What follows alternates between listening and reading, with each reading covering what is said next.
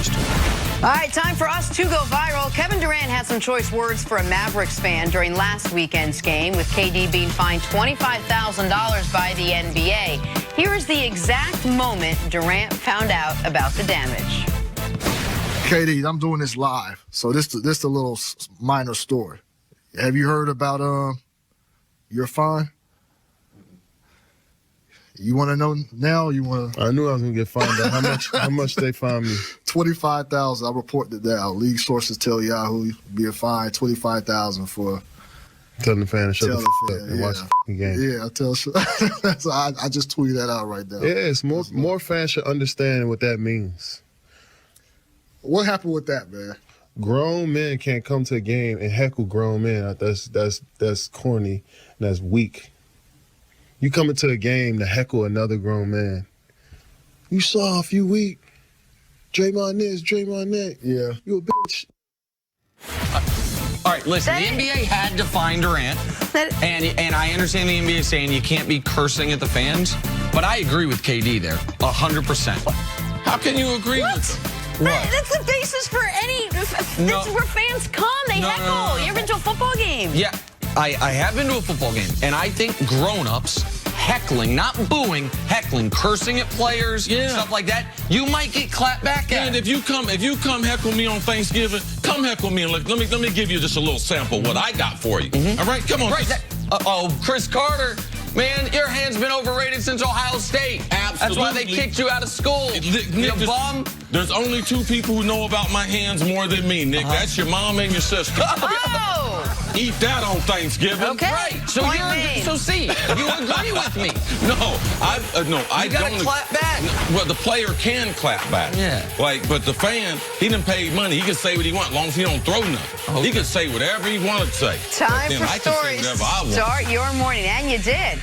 The Warriors. Hi, Mom and Sis on Thanksgiving. We love you. Yeah, both of them. The best. The Warriors continue to struggle last night. As we mentioned, they lost 4 in a row. First time since Steve Kerr became the coach. They've lost 4 straight. Steph Curry's still out with a groin injury.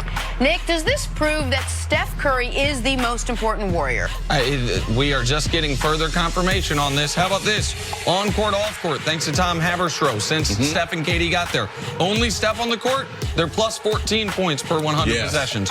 Only Durant on the court, they're minus a half point per 100 possessions. So they go from super elite to right below league average. Yeah, people who say Durant's better don't care. Steph is the man there. We keep seeing confirmation of it. How many times, Nick, Steph been MVP? Steph been MVP twice. Okay, well, I mean, let's just not forget. Like, Steph Curry, only because LeBron James and Kevin Durant, that's the full discussion of who are the best players in the world. I always just think it's a great argument. Of course, if you didn't have one of them, the other one would miss him. Yes. All right, big game in college basketball last night. Number 3 Gonzaga handed top-ranked Duke the first loss of its year.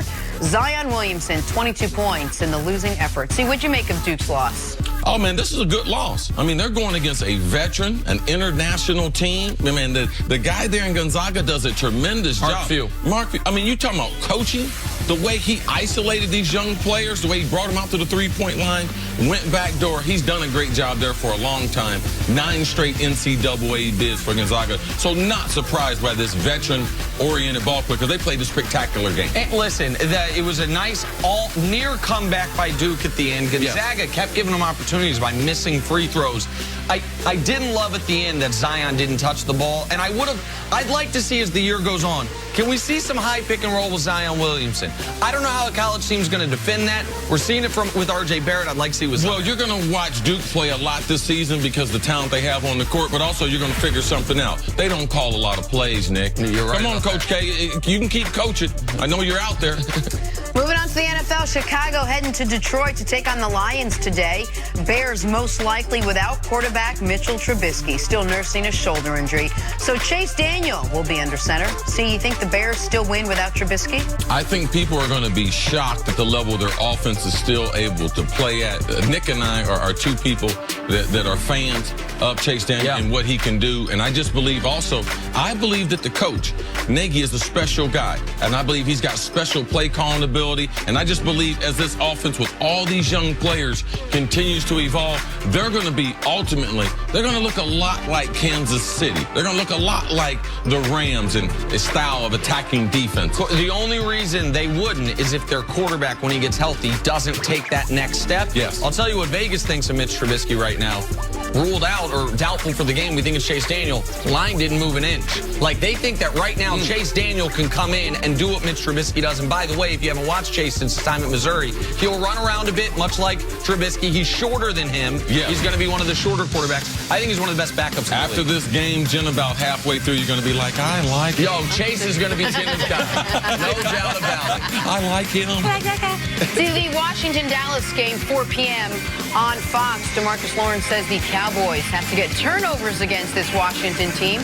He said the Dallas D will try to get all the turkeys we can. See, does the Washington offense have any chance against this Dallas D? No, they really do. I believe that Jay Gruden, he's really underrated as a coach in the way he game plans. One of the reasons why I question Adrian Peterson being effective there, because Washington and Jay Gruden hadn't run a lot of I formation. Man, he's adapted to that personnel. He likes to play very, very physical. So, yes, I do believe this is a good Dallas defense, but don't sleep on the Colts. Listen, if they are going to be able to move the ball, a lot of it's going to be Colt McCoy breaking the game plan as far as scrambling away from pressure and either making a play with his feet or making a play downfield off schedule, because I don't think they can block the Cowboys front, and I don't think their tight ends and wide receivers can run away on those crossing routes from those Dallas inside linebackers who are outstanding. So I think it's Colt's going to have to play one of his best NFL games of his very brief starting career for them to have a shot to move the ball.